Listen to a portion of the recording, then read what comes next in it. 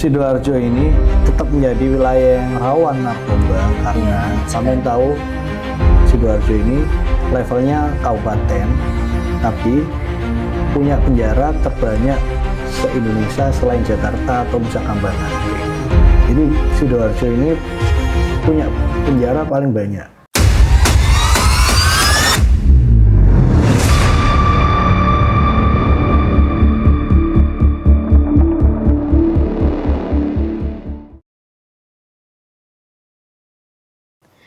Assalamualaikum warahmatullahi wabarakatuh. Halo teman-teman semua. Kembali lagi bersama saya Nur Aziza dan rekan saya Amelia Kartika Bahari di acara podcast MA Islamia Tanggulangin Sidoarjo. Gimana nih kabarnya hari ini? Semoga kita semua dalam lindungan Tuhan Yang Maha Esa ya. Nah, di sini kita sedang kedatangan tamu nih dari BNN, yaitu Badan Narkotika Nasional. Sebelumnya kalian sudah tahu apa itu narkoba? Kita di sini akan membahasnya lebih lanjut bersama dengan Bapak Yusuf Rizal SH yang mewakili dari BNN Kabupaten Sidoarjo. Mari kita sapa terlebih dahulu ya tamu kita. Assalamualaikum Bapak Yusuf, bagaimana kabarnya hari ini? Waalaikumsalam warahmatullahi wabarakatuh. Alhamdulillah masih diberikan sehat dan semangat oleh Tuhan Yang Maha Esa, Allah Subhanahu wa taala, bisa silaturahmi dengan sampean-sampean dari MA Islamia Sidoarjo. Oh iya Pak, kita ngobrol dulu ya tentang pengalaman Bapak sebagai Kepala BNN Kabupaten Sidoarjo. Jadi, adakah pengalaman menarik dan berkesan selama bekerja di BNN? Alhamdulillahirrahmanirrahim. Kepala BNN Sidoarjo, Bapak Komisaris Besar Polisi Gatot Subroto dan Kepala BNN Pusat, Bapak Jenderal Suyudi Aroseto itu memberikan kesempatan saya untuk berkembang dan maju ya kan. Dengan cara menjadi contoh baik ya kan. Menugaskan saya untuk menjadi contoh baik, role model dan menyampaikan bahaya narkoba, menyampaikan pola hidup sehat tanpa narkoba ya kan. Menyampaikan pola tidur yang sehat tanpa narkoba kepada siswa-siswi di wilayah Sidoarjo. Jadi itu adalah pengalaman yang terbaik yang ditugaskan pimpinan kepada kami. Jadi kami sangat senang dan antusias melaksanakan itu kayak gitu. Iya Pak, Alhamdulillah, Masya Allah, luar biasa sekali ya Pak dari cerita pengalamannya Bapak mengenai dari BNN Kabupaten Sidoarjo ini. Iya, betul sekali. Jadi kami tidak hanya nanti itu menyampaikan bahaya narkoba, tapi kata guru ngaji saya, kamu nggak boleh hanya bisa ngomong, tapi harus ngasih contoh baik ya kan. Nah, ngasih contoh baik itu bagaimana? Ya dari 3M ya kan. 3M itu apa? Mulai dari diri sendiri, mulai dari yang terkecil, mulai dari sekarang. Nah, alhamdulillah tadi saya sudah upacara ya kan, inspektur upacara ya kan, bisa ketemu dengan anak-anak MA Islamia Tanggulangin ya kan. Harapannya ketika nanti siswa-siswi MA Islamia Tanggulangin Sidoarjo ini mendengarkan upacara dan podcast ini, harapannya adalah mereka semua ada perubahan perilaku, ya kan? Karena apa? BNN ini membuat program namanya Ananda Bersinar, ya kan? Apa itu Ananda Bersinar? Kepanjangan dari Aksi Nasional Anti Narkotika Dimulai dari Anak. Bersinar itu apa? Bersih narkoba, glowing ya kan, bagus ya kan, maknanya positif ya kan. Nah, sama halnya dengan kalian nanti setelah lulus dari sini, setelah mendengarkan upacara dan podcast bersama BNN, kalian jadi generasi yang bersinar ya kan, yang glowing prestasinya ya kan, kemudian kerjanya juga sesuai dengan harapan ya kan, kemudian juga masa depan kalian itu semuanya tercapai semua kayak gitu lah. Ya, amin. Gitu. Jadi itu harapannya. Ananda Bersinar tadi ya kan. Oke. Selanjutnya, apa sih Pak tugas pokok dari BNN itu? Jadi di BNN itu ya kan ada beberapa tugas pokok ya kan. Sekitar ada 5 ya kan. Jadi yang pertama adalah tugas pokoknya adalah di bidang pencegahan ya kan. Nah, bagaimana caranya? Kita itu harus dicegah dulu ya kan. Karena apa? Kalau kita nggak dicegah, nanti kita nggak tahu Akhirnya apa? Tanpa disadari kita bisa kecanduan ya kan. Nah, itu yang bahaya. Kemudian bagaimana selanjutnya? Adalah pemberdayaan masyarakat, ya kan? Nah, bagaimana ketika dalam suatu komunitas, ada suatu desa, ya kan? Ada suatu kelompok masyarakat, ada suatu sekolah, ya kan? Yang dulu dicap sebagai lingkungan yang kurang sehat, ya kan? Atau lingkungan yang terindikasi ada pecandu dan bandar narkobanya.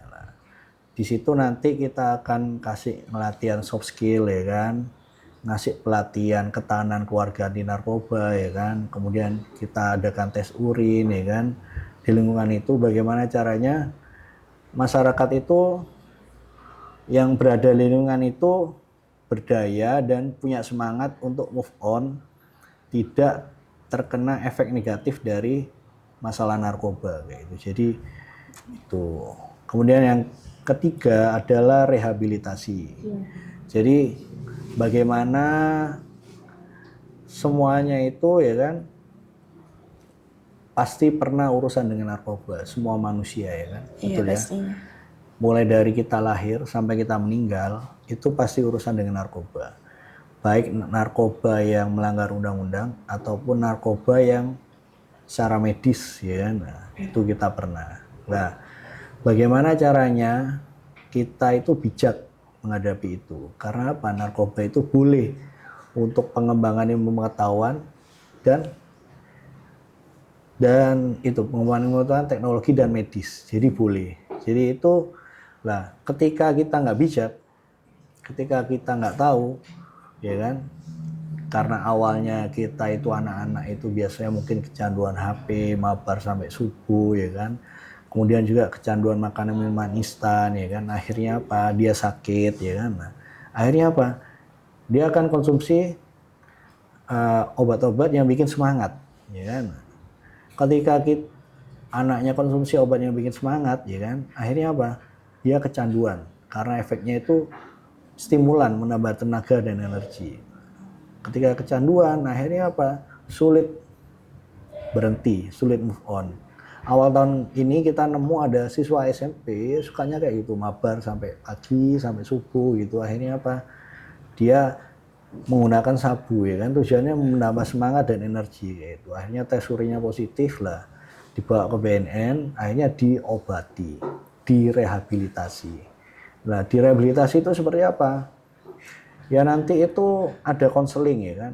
BNN juga ada psikolognya, ada dokternya, ada tenaga medisnya, ada perawatnya untuk memberikan konseling bagi anak-anak yang seperti itu. Tujuannya biar dia move on dari kebiasaan buruknya kayak gitu. Jadi anak yang suka mabar sampai subuh itu akhirnya kemarin pelan-pelan jaringan komunikasi dengan teman-temannya di sekolah atau circle-nya yang negatif itu dipotong, ya kan.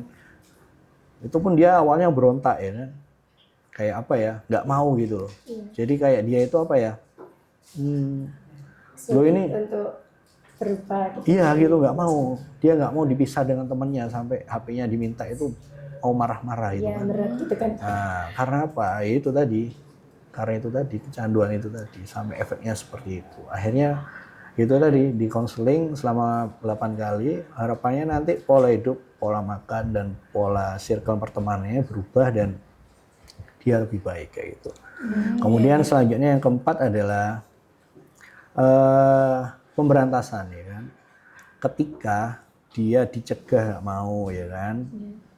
Kemudian diberdayakan, dikasih pelatihan, soft skill dan lain-lain juga nggak mau, nggak ada perubahan, ya kan. Mau mungkin tapi nggak ada perubahan. Kemudian yang ketiga, direhabilitasi juga sulit, ya kan, masih berontak. Akhirnya apa? Diberantas, ya kan. Cara paling efektif adalah diberantas, ya kan. Bagaimana? Ya dia akan menjalani hukuman kayak gitu, menjalani hukuman pecandu bisa 1, 2, ada tergantung golongannya kan. Ya sampai 1 sampai 3 tahun atau 4 tahun itu untuk menjalani hukuman kayak gitu. Jadi itu di penjara kayak gitu. Jadi karena memang sudah sulit kayak gitu. Kemudian selanjutnya ada yang 5 adalah hukum dan kerjasama. Jadi kita terima kasih banyak kepercayaan dari MA Islamiyah Sidoarjo yang sudah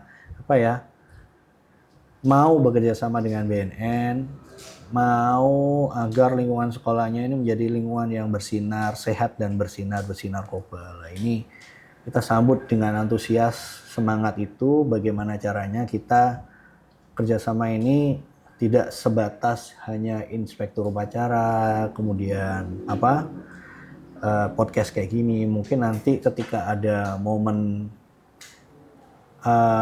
terima rapot gitu kan, itu kita bisa hadir menyampaikan, ada orang tua wali murid ya kan, biar nanti wali murid dan anaknya bisa paham bersama ya kan.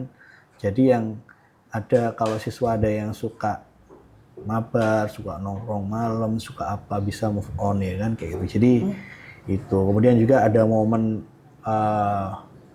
Maulid Nabi, ada pondok Ramadan ya kan, kita bisa menyampaikan itu juga kayak gitu. Jadi itu contoh bentuk kerjasamanya kan.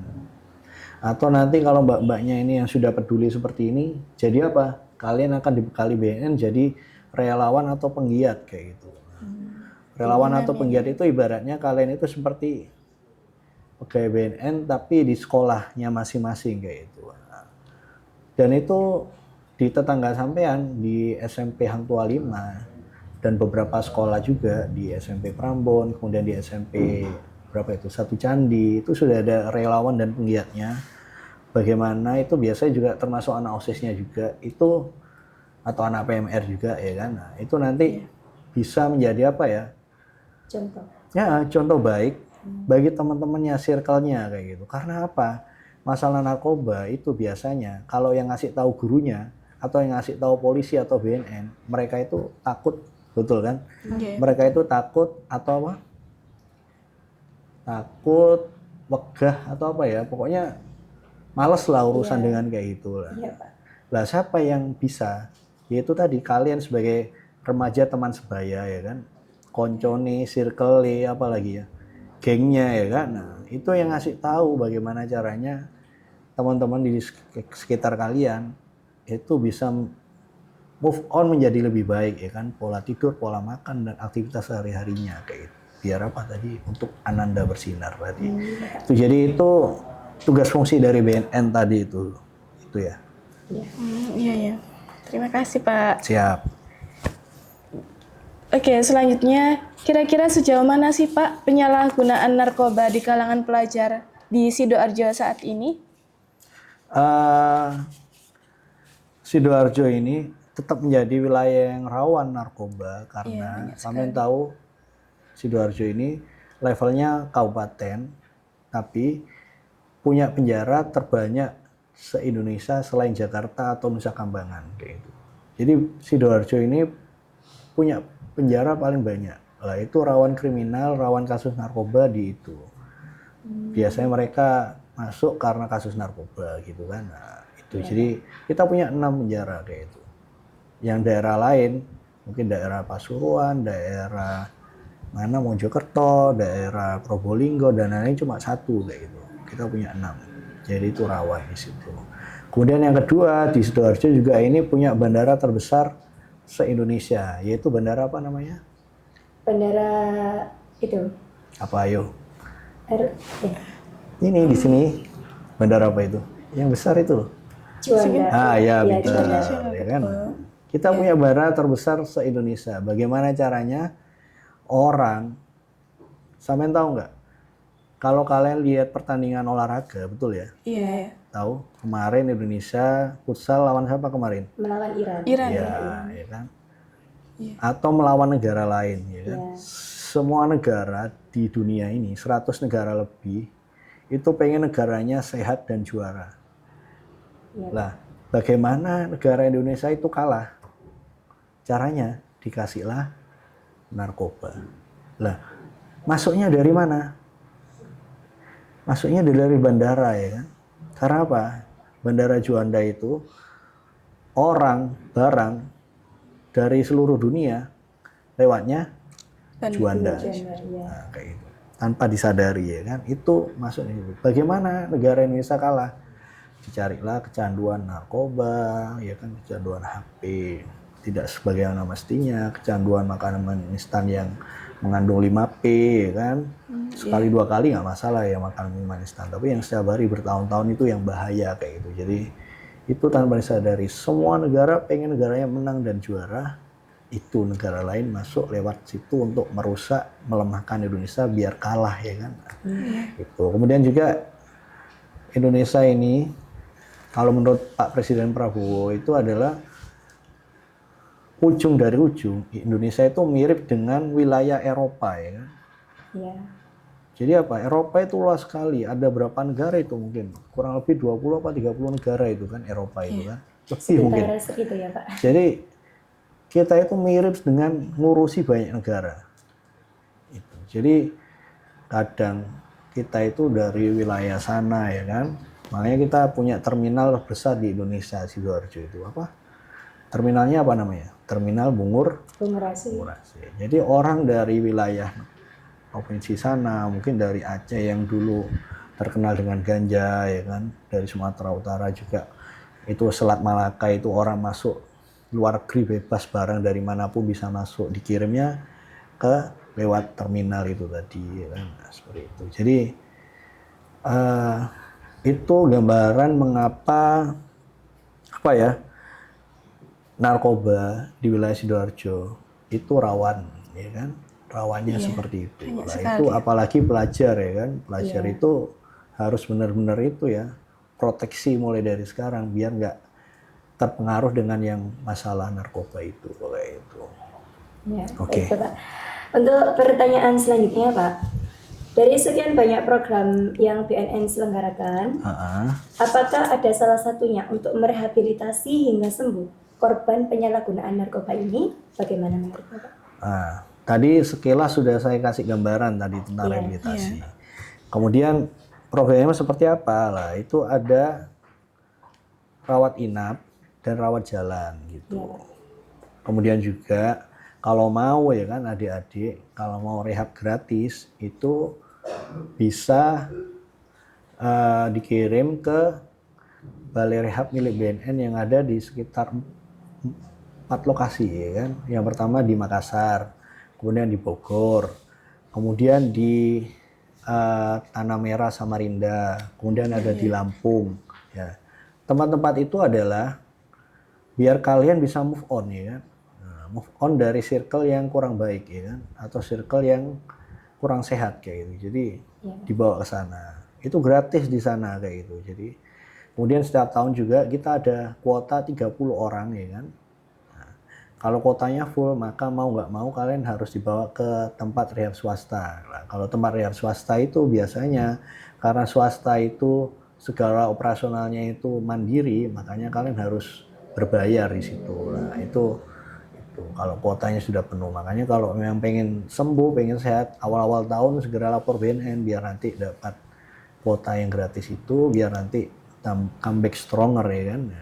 Awal tahun adalah semangat baru, mau berubah ya kan, mau move on ya kan, akhirnya comeback stronger kan istilahnya. Kembali lebih kuat ya kan. Nah, itu istilahnya anak-anak muda sekarang. Iya Pak. Oke. Baik, terima kasih ya Pak. Sebelum kita mengakhiri perbincangan pada pagi hari ini, kira-kira hal apa yang bisa kita simpulkan sebagai informasi atau warning kepada kita, terutama di kalangan pelajar, untuk mencegah penyalahgunaan narkoba dan obat-obat terlarang yang sejenisnya? Silakan Bapak Yusuf, boleh dilanjutkan. Oke. Bagaimana caranya ya kan? Nah, kalian harus istiqomah ya kan, tahu istiqomah ya, sustainable ya kan, apalagi konsisten ya kan. Karena itu setiap hari harus itu konsisten itulah. Bagaimana caranya? Yang pertama adalah sosialisasi bahaya narkoba, kecanduan yang tadi kita sampaikan ya kan. Nah, kecanduan HP juga itu bisa kecanduan narkoba, kecanduan makan minuman instan juga bisa kecanduan narkoba kayak itulah. Itu harus konsisten untuk menyampaikan itu ke circle-nya kalian.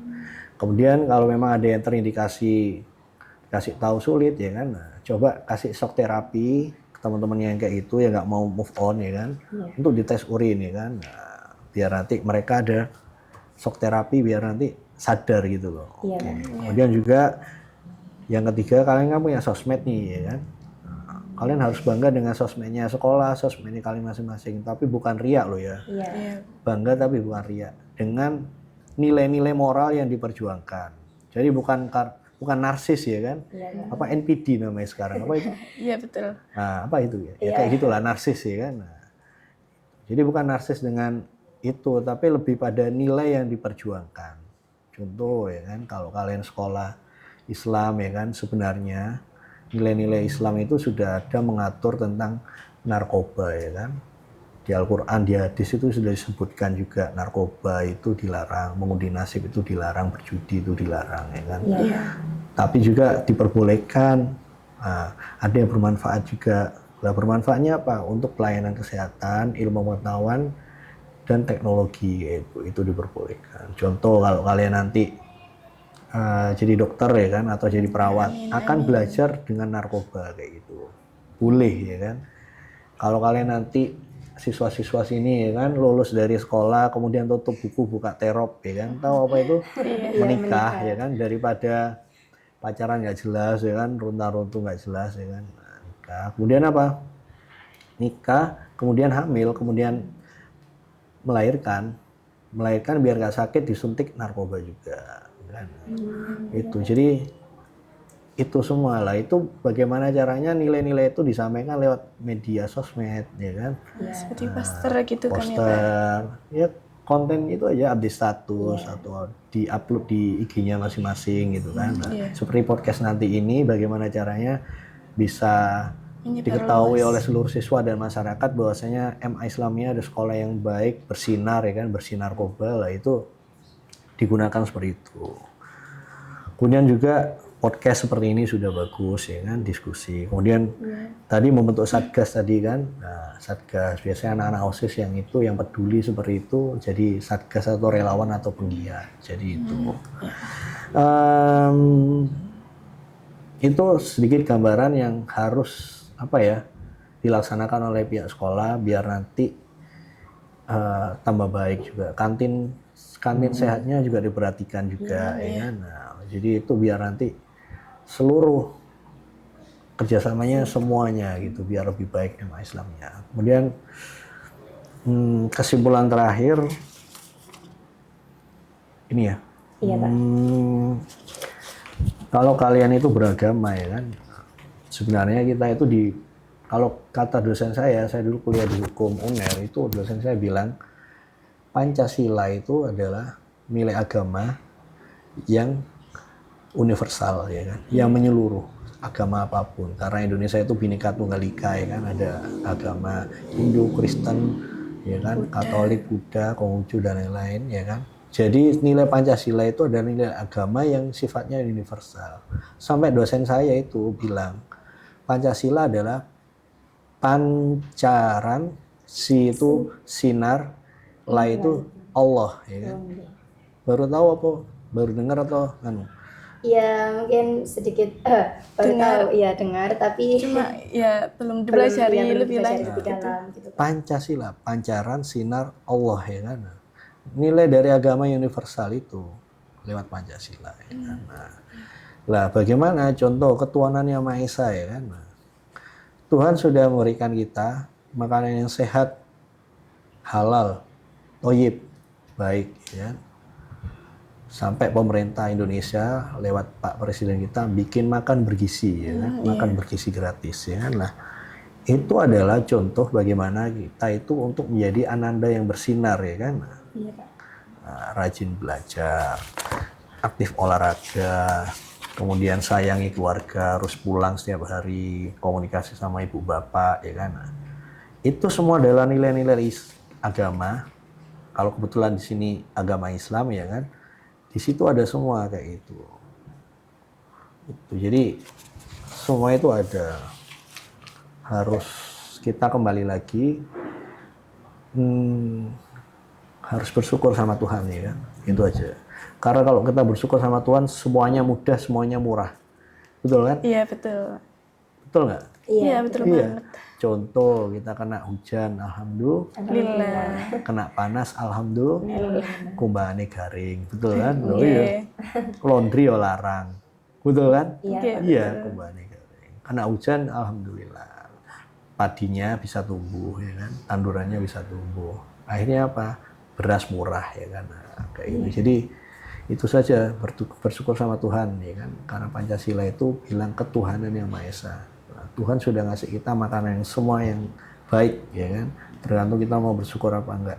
Tuhan sudah ngasih kita tidur 8 jam, ya kan. Bagaimana kita tidur yang cukup biar nanti kita sehat, ya kan. Nah, kayak gitu. Jadi itu semuanya adalah kunci, ya kan, jalur langit, ya kan. Nah, jari Gus Idam gitu, jalur langit, ya kan. Itu aja dari kami. Kesimpulan, mungkin ada pertanyaan lain, silakan, nggak apa-apa. Baik, untuk pertanyaannya mungkin sudah cukup, Pak. Alhamdulillah. Ya, alhamdulillah. Baik, terima kasih untuk Bapak Yusuf yang sudah meluangkan waktunya di podcast kita hari ini. Semoga bermanfaat bagi kita, karena kesimpulannya dari Bapak Yusuf tadi sangat luar biasa sekali. Dan bahwasanya narkotika itu memiliki efek yang merusak luas yang mencakup aspek biologis, psikologis, sosial, dan ekonomi, ya Pak. Betul. Serta menimbulkan ketergantungan bagi seseorang yang mengonsumsinya. Demikian perbincangan kita hari ini. Terima kasih kepada Bapak Yusuf Rizal dari perwakilan BNN Kabupaten Sidoarjo yang sudah menemani dari awal sampai akhir di acara kami sebagai host podcast di acara pada pagi hari ini. Izin pamit undur diri dan sampai ketemu lagi di episode selanjutnya. Wassalamualaikum warahmatullahi wabarakatuh. Waalaikumsalam warahmatullahi wabarakatuh.